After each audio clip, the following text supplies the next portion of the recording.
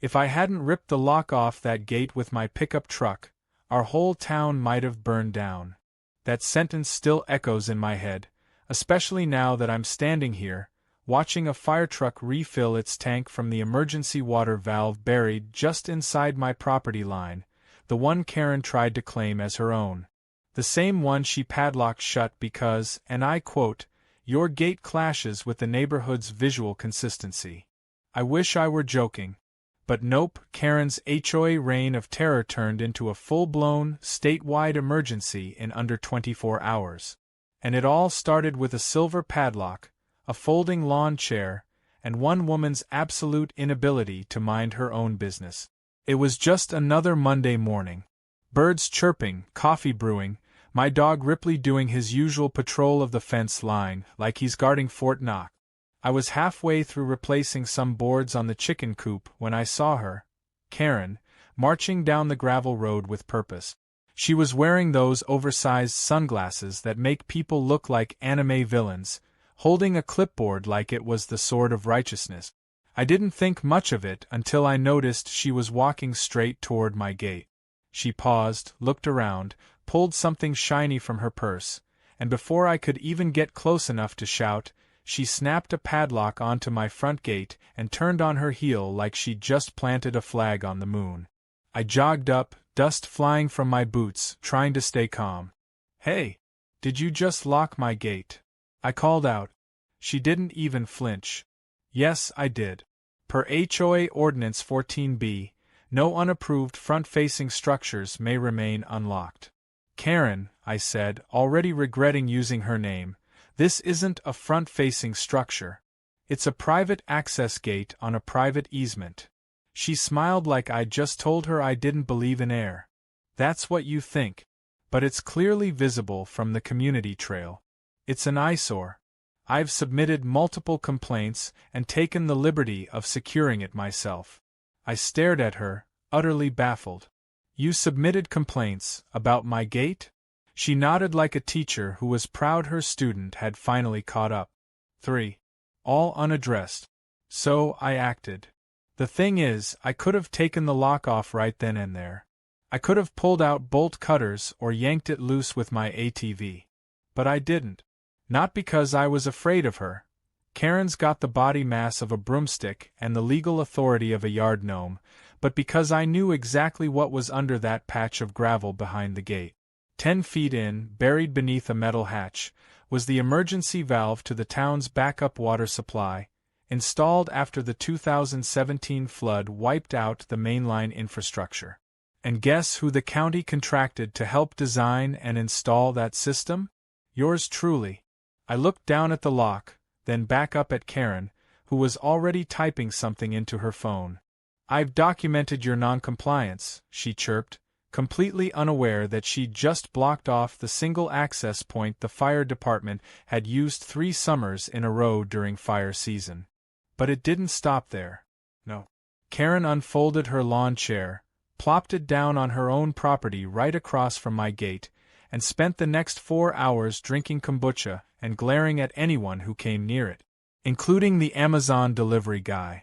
I watched from my porch, stunned, as she actually tried to redirect him to the back alley entrance, which doesn't exist. By sunset, the temperature had spiked to 103 degrees, and the fire warnings were already flashing on the local news.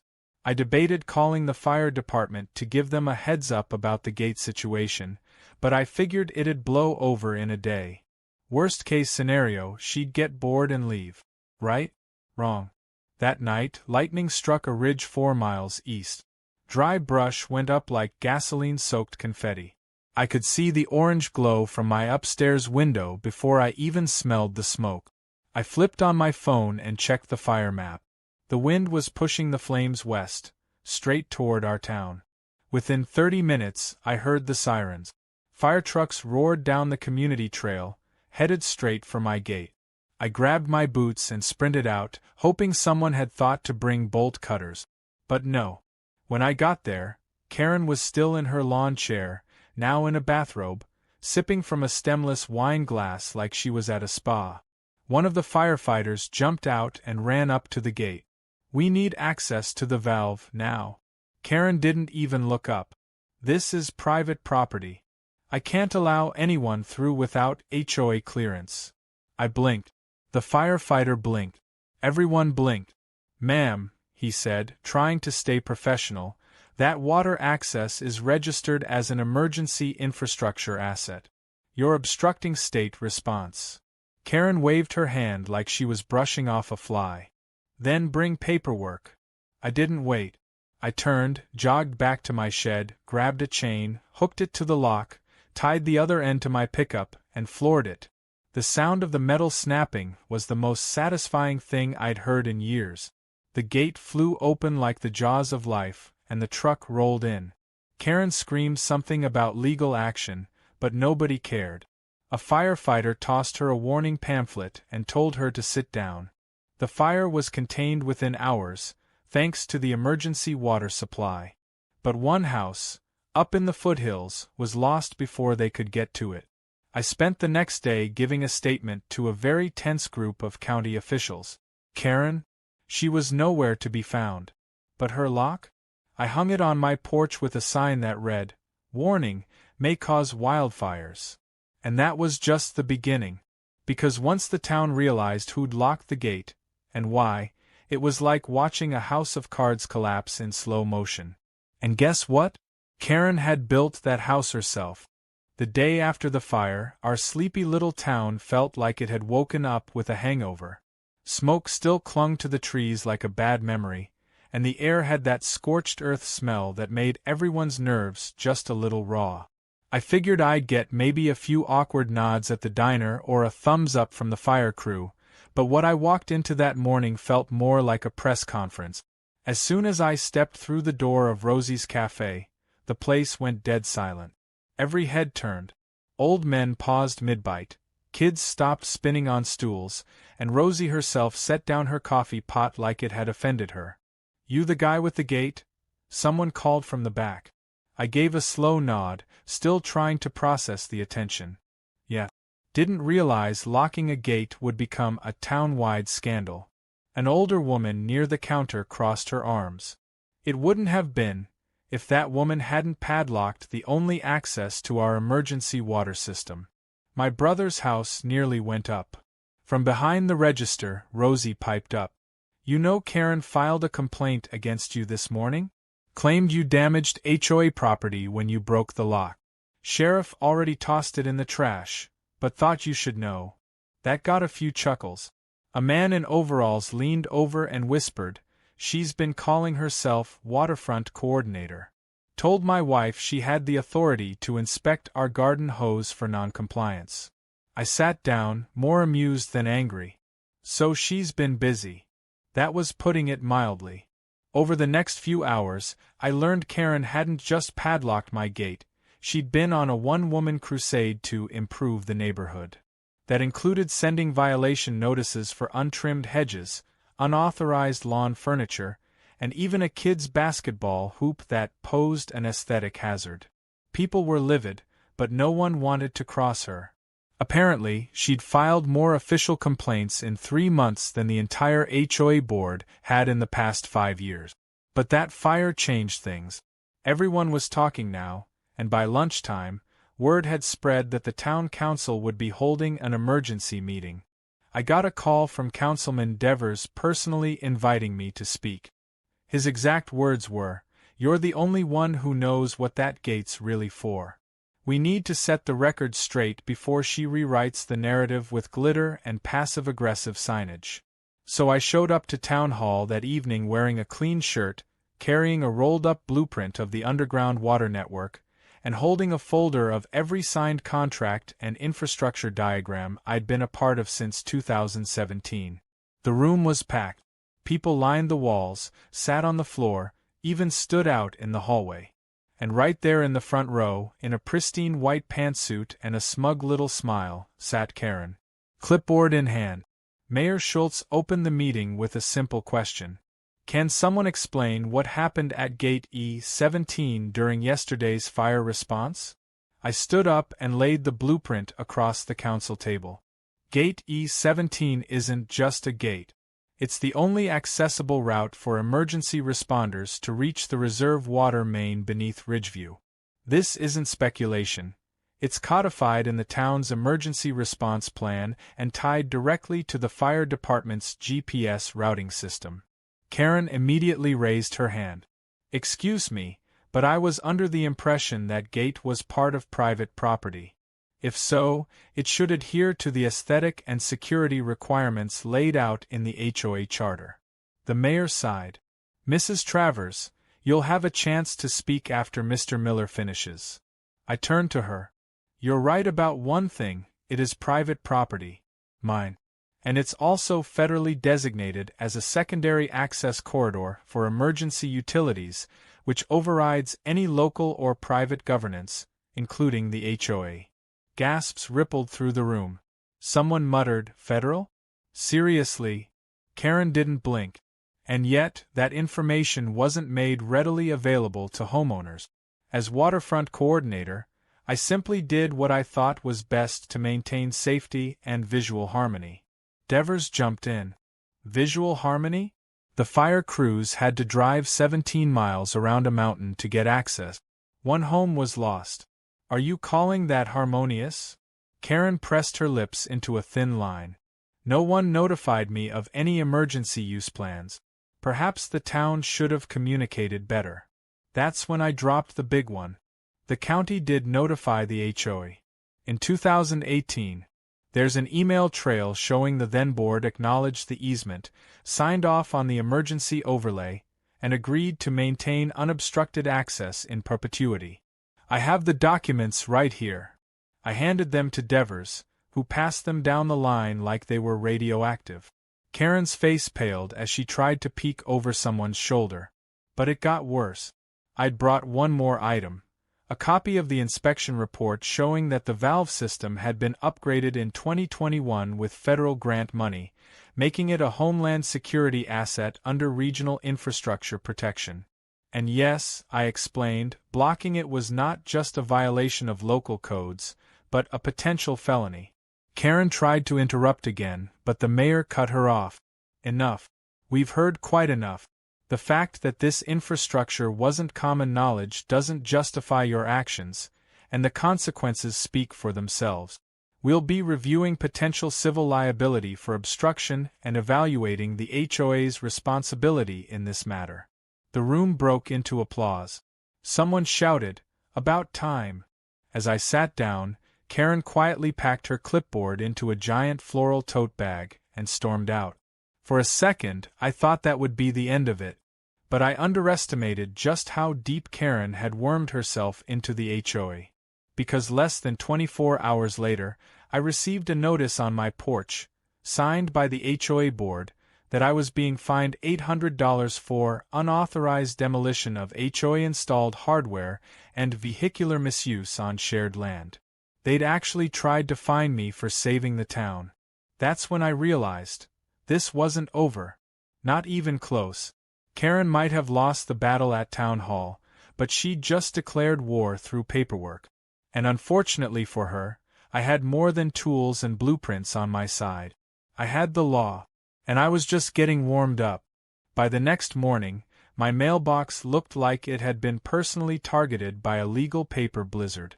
4 separate envelopes, all stamped with HOA insignias, were crammed into the slot, each one thicker and more pompous than the last.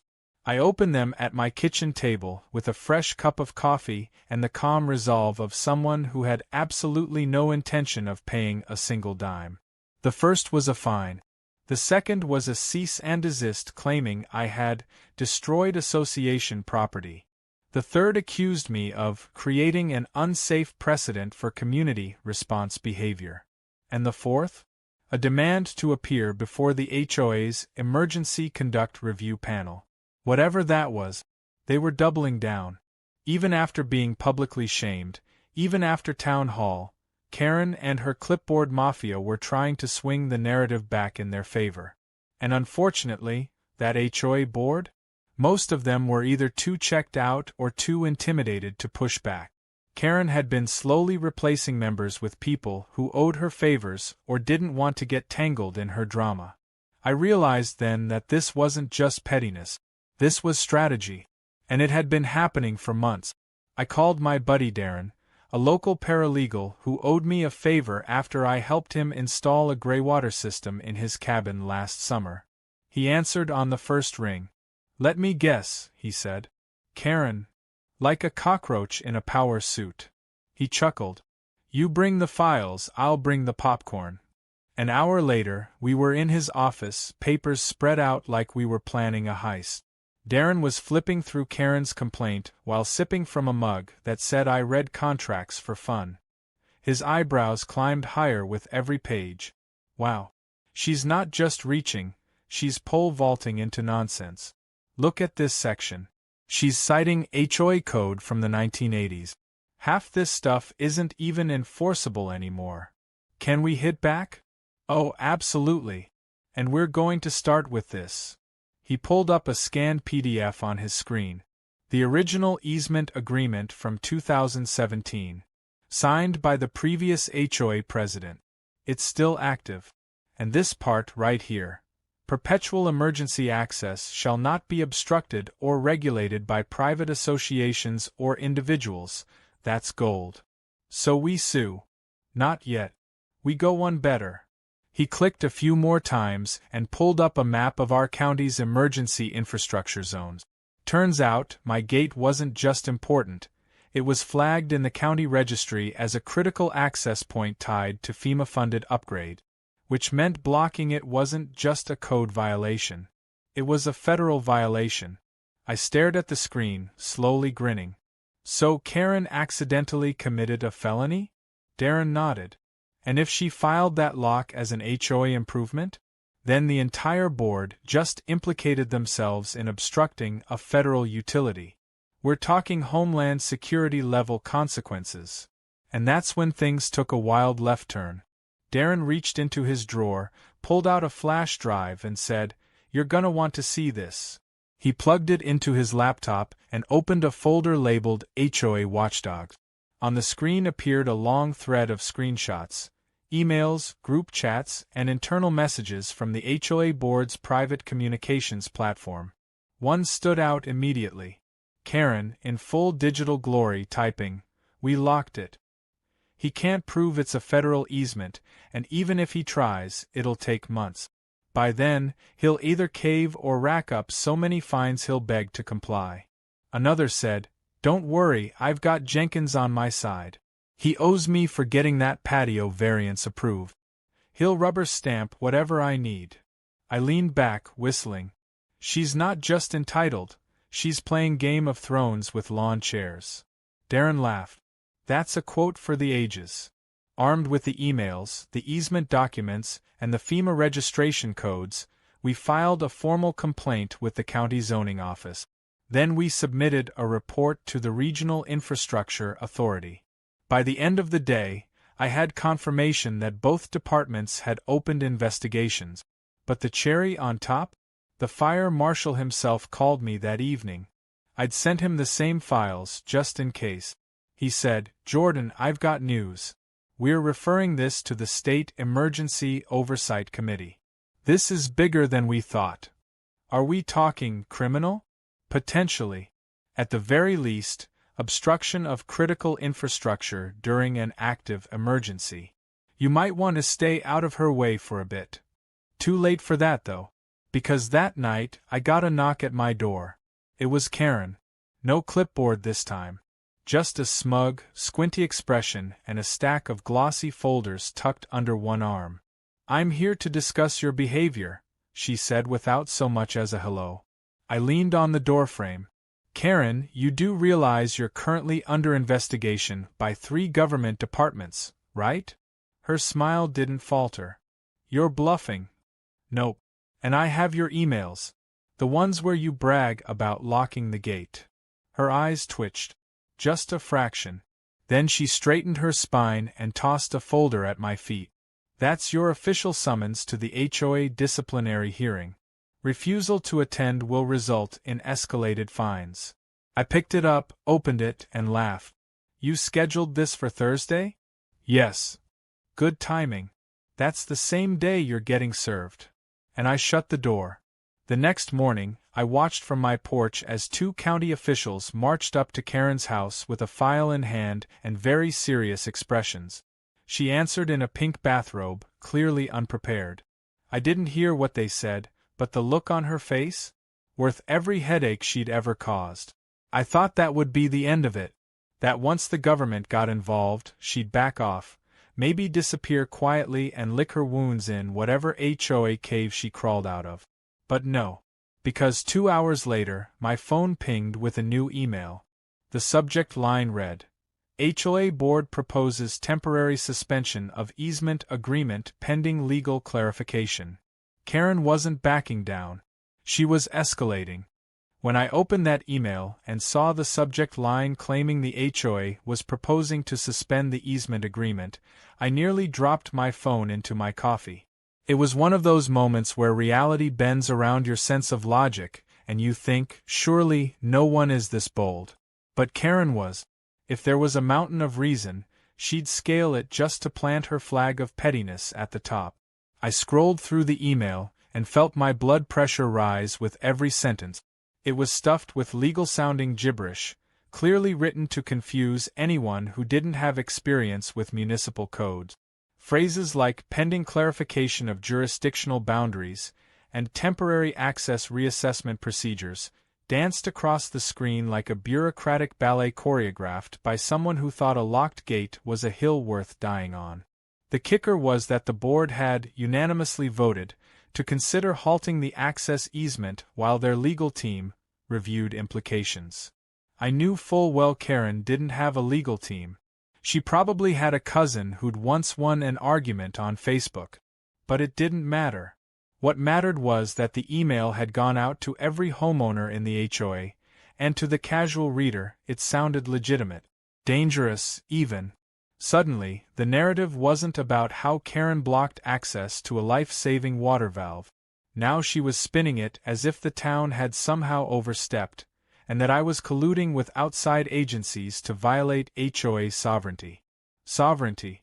She actually used that word.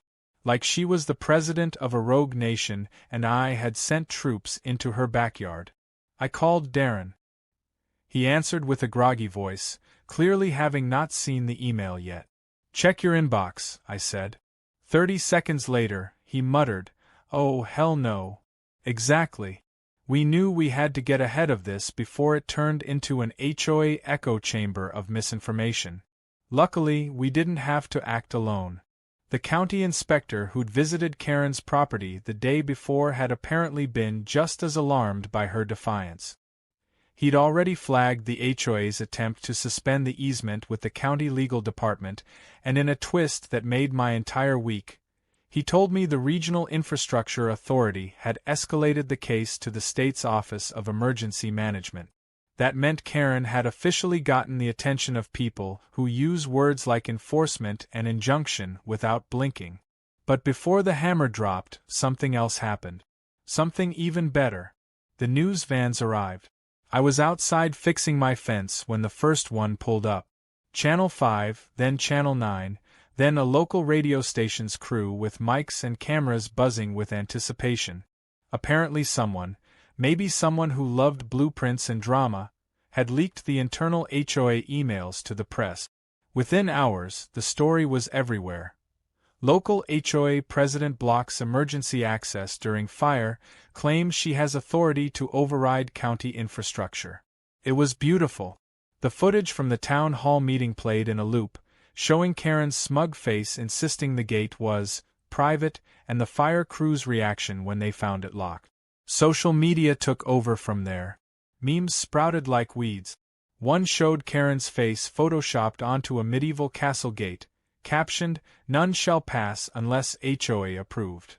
Another had her lawn chair set on fire while firefighters stood helplessly on the other side of a locked gate. By noon, Karen did what she always did when the attention turned against her. She went live. There she was, sitting in her manicured backyard, carefully framed to show her flower beds and a tasteful outdoor fountain, holding a wine glass and speaking in the soft, righteous voice of someone trying to gaslight a town. I only did what I believed was necessary to preserve the integrity and safety of our neighborhood. At no point was I informed of the gate's critical status, and had I known, I would have, of course, taken different actions. The media is twisting facts and creating a false narrative. I'm not the villain here.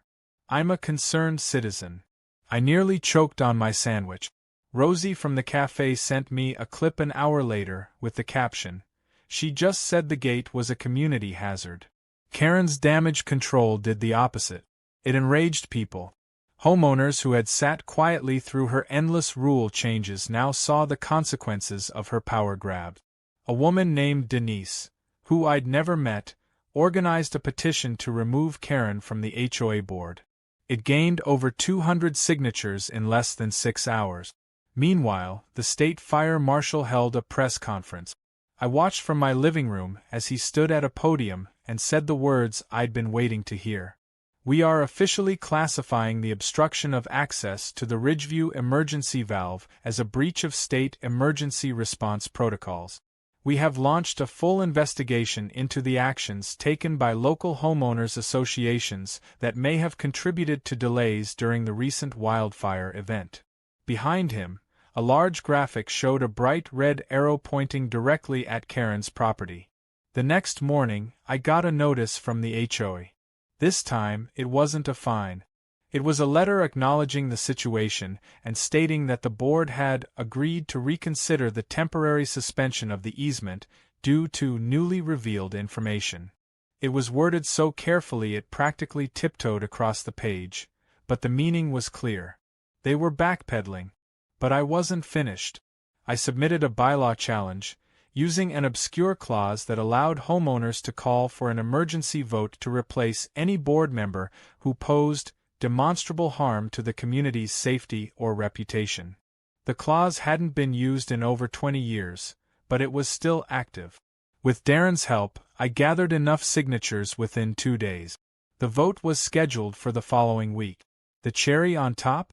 I found another buried regulation, tucked deep in the HOA charter, stating that any homeowner who obstructs emergency service access could be barred from holding board positions indefinitely. Karen was so focused on creating rules for flower heights and mailbox paint colors that she forgot to read the parts that actually mattered. That Saturday, I stood in front of a crowd of homeowners and firefighters, media and council members, and laid out the entire story. The gate, the fire, the emails, the lock. I didn't need to exaggerate anything, the facts were damning enough. When the vote came, it wasn't even close. Karen was removed. As I stood near the now unlocked gate that had caused so much chaos, I saw her walking away from the HOA office, flanked by a few stunned allies, her clipboard hanging limply at her side. She didn't look angry. She looked lost. Like someone who couldn't quite understand how her need for control had detonated in her face. And I'll be honest, part of me felt sorry for her. But only a very small part.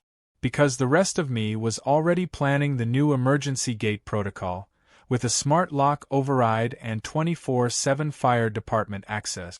No more padlocks. No more lawn chairs. And definitely no more Karen. The week after Karen was officially removed from the HOA board felt like breathing fresh air after months of holding your breath. For the first time in a long while, the neighborhood felt normal. People were chatting across driveways again. Kids were playing in the cul-de-sac without being told to move their bike.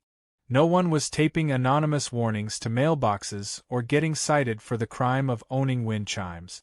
It was as if a cloud had lifted and sunlight was finally reaching the sidewalks again. But even with her gone, Karen's presence lingered like the faint smell of burnt toast, harmless but unmistakably there. The board moved fast after the vote. A new interim president was appointed, an older gentleman named Mike who had the calm demeanor of a retired ship captain and absolutely no patience for nonsense. He and I met at the gate a few days later to finalize the new setup. The fire department had already sent a crew out to install a digital override system with secure access codes tied directly to dispatch. The smart gate now opened automatically for emergency vehicles with a remote signal.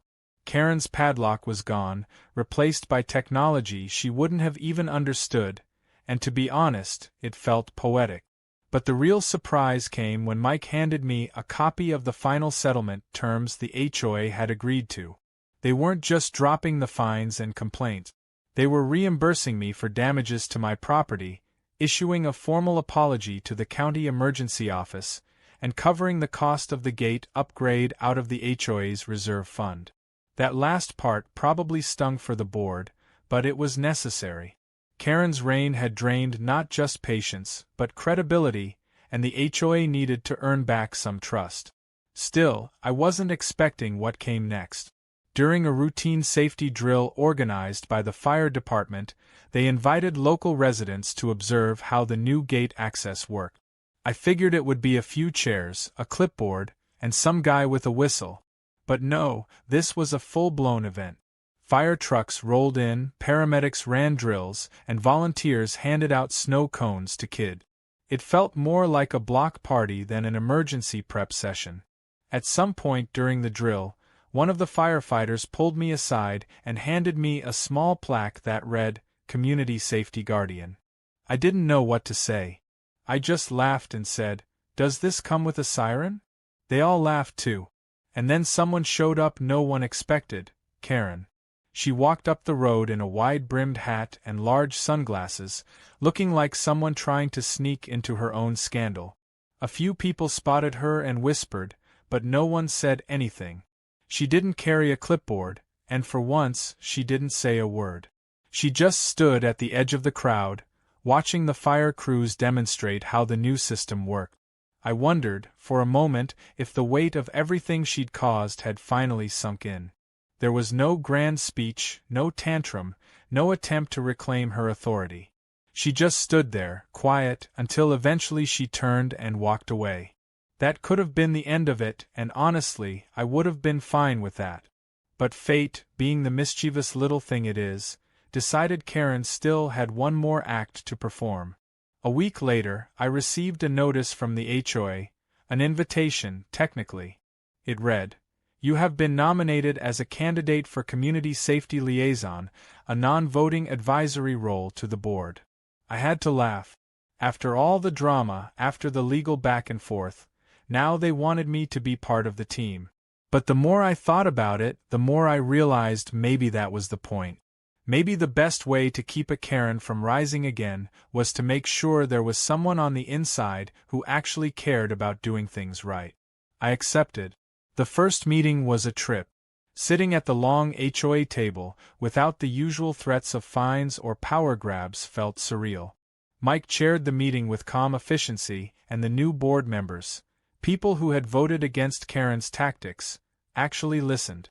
We reviewed new safety protocols, updated emergency plans, and voted to install fire-safe landscaping around common areas. There were no dramatic outbursts, no snide remarks about someone's paint color or patio furniture. Just progress. Afterward, a few neighbors came up to thank me, and I realized something else. People remembered. They remembered the fire. They remembered the delay. They remembered the sound of sirens stopped at a locked gate. That memory had changed how they saw the HOA. They were no longer afraid to speak up. They knew now that even the most polished clipboard couldn't override common sense and basic decency. Still, the town wasn't quite done getting its closure. A month after the fire, the county organized a public appreciation event for first responders and key community contributors. It wasn't fancy. Just a stage in the park, a few rows of chairs, and a bunch of people in folding t-shirts and lawn chairs, but it meant something. When my name was called and I stepped onto the stage, I wasn't sure what to expect. I'm not big on speeches, and I definitely didn't feel like a hero. But I looked out at the crowd, saw familiar faces, and thought about what that gate represented. It wasn't just metal and bolt. It was a symbol of access, of protection, and of what happens when someone values their authority over everyone else's safety. So I said something simple. I said, "One lock can stop water. One voice can stop that lock. So speak up, even if your voice is the first one." They clapped. I stepped down. And that was that. Life returned to normal. Mostly. Karen kept a low profile. I saw her occasionally walking her little dog with a leash that matched her sunglasses, but she never made eye contact. Rumor had it she was still trying to form a private neighborhood improvement committee, but it hadn't gone anywhere. Turns out, once people know what someone's capable of, they stop handing over keys.